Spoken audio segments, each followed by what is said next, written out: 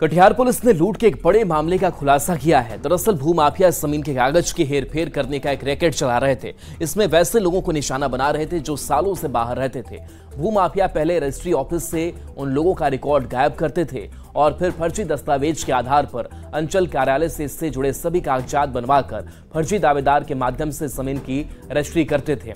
इस पूरे हेराफेरी के मामले में जिला निबंधन कार्यालय से अंचल कार्यालय तक के अधिकारी और कर्मियों की भूमिका पर शक है।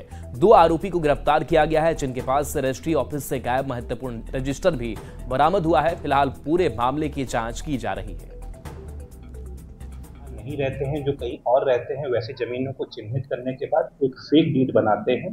फेक डीड बनाने के बाद इन रजिस्टरों में चेंजेस लाते हैं और फिर उसके आधार पे हम लोग अंचल कार्यालय मैनेज करते हैं। अंचल कार्यालय से फिर जमाबंदी करा के उस जमीन पर कब्जा कर लेते हैं। कौन दिया था उर्फ भास्कर जी? कौन है ये?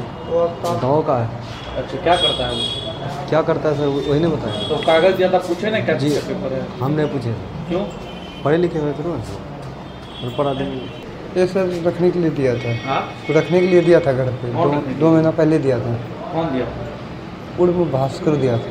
कौन है ये सर गाँव ही का है ये। अच्छा, इस पेपर से क्या करते थे? वही बताएंगे। अच्छा, हम लोग को सर रखने के लिए दिए थे 3,000। उस समय उसका नाम पे केस चल रहा था। अच्छा, बस।